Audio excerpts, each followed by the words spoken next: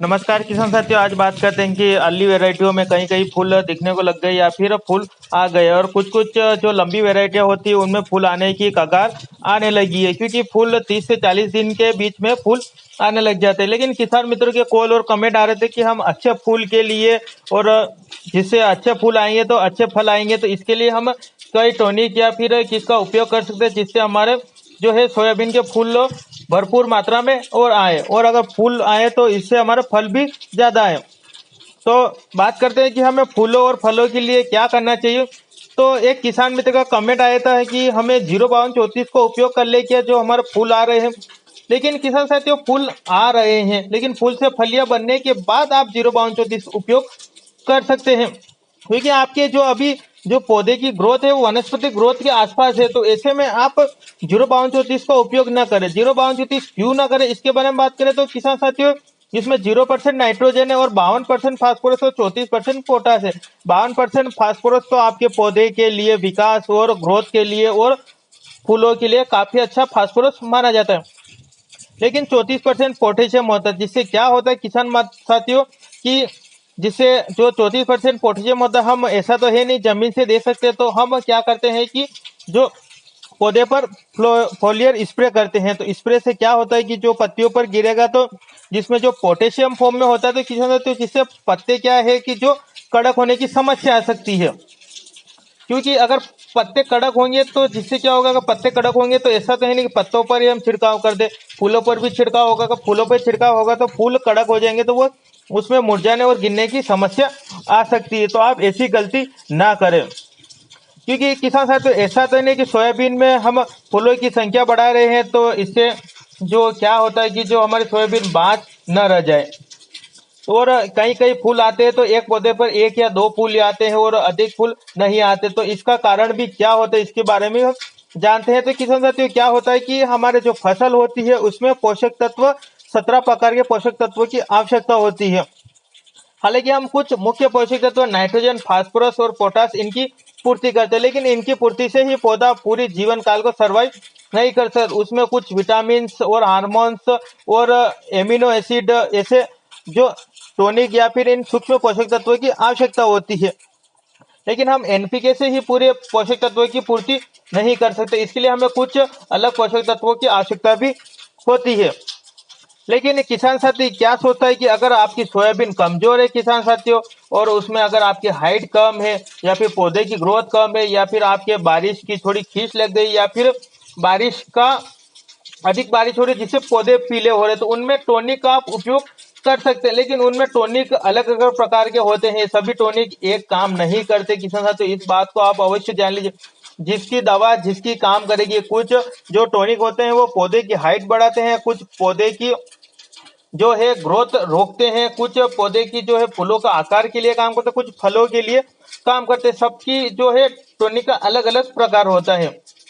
ऐसा ना हो कि आपका पड़ोसी महंगी महंगी दवाइयां डाल रहे हैं, महंगे महंगे टॉनिक डाल रहे हैं, तो आप भी पड़ोसी ने डाल दिया। अपनी फसल तो भले अच्छी है, थोड़ी सही भी चल रही है, लेकिन कोई बात नहीं, पड़ोसी ने डाल दिया तो अपने भी डाल दो, क्योंकि पड़ोसी करेगा वो अपन भी करेंगे। क्योंकि देखा देखी करने से वो तो कुछ भी करके, लेकिन ब्रांड के चक्कर में आप ना पड़े, क्योंकि जिससे आपकी जेब भी खाली हो जाएगी और आपको नुकसान हो जाएगा। ऐसी आप अनर्गल चीजों का कॉम्बिनेशन बनाकर न करें किसान साथियों। उससे क्या होगा कि अगर आपकी फूल आ रहे हैं और आपकी हाइट ही बढ़ गई, तो पौधे की अगर हाइट अधिक हो गई तो फिर उससे आपके फल नहीं आएंगे। आप ऐसी गलतियां ना करें।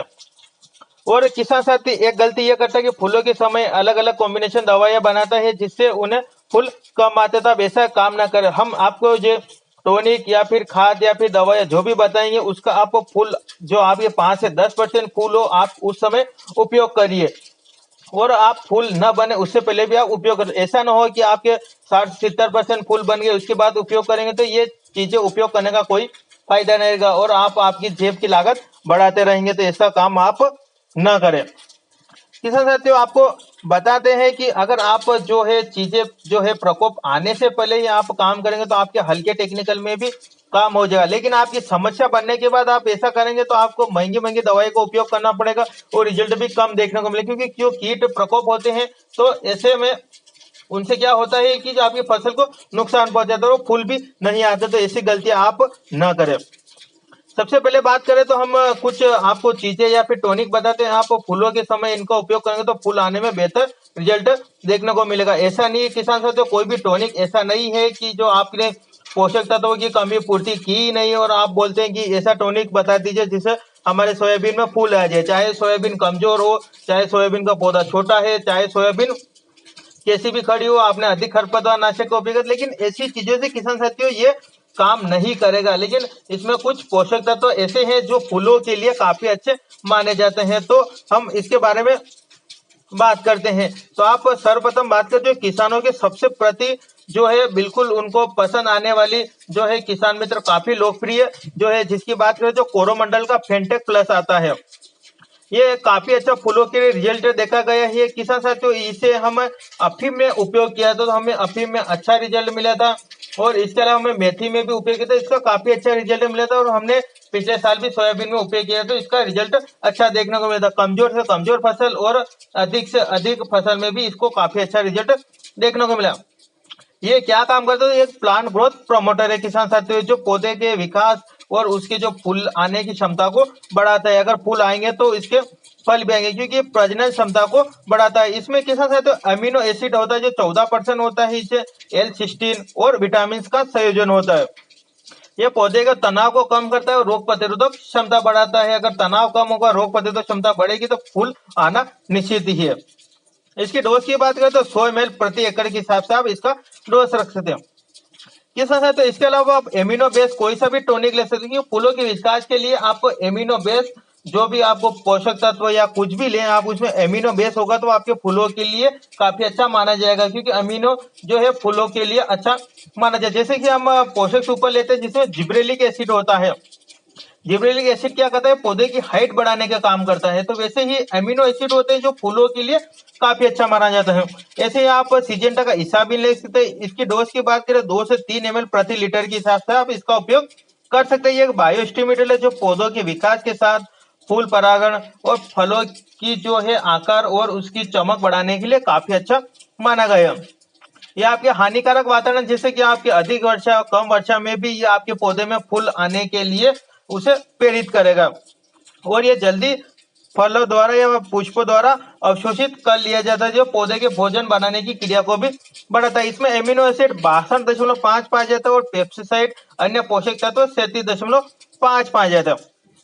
इसके अलावा बात करें तो आप टाटा बाहर भी ले सकते हैं, जिससे इसकी डोज की बात करें 2 से 2.5 ml प्रति 1 लीटर के हिसाब से आप इसका उपयोग करते हैं। इसमें भी एमिनो एसिड कार्बोहाइड्रेट और अन्य पोषक तत्व होते हैं। वानस्पतिक वृद्धि को बढ़ाता है, फूलों और फलों की आकार को बढ़ाता है, और फूल कई बार आपकी जो कलियां बनती है या फिर जो आपके फूल में जो करे आते हैं तो वो मुरझा जाते हैं या फिर वो टूट जाते हैं, तो ऐसी समस्या इनके द्वारा नहीं देखी जाएगी। इसमें भी बात करें तो टेक्निकल की बात करें तो इसमें कंटेंट हाइड्रोलाइट जो 6.50%, प्रोटीन एमिनो एसिड की बात करें तो 21%, अन्य पोषक तत्व 50% पाए जाते हैं।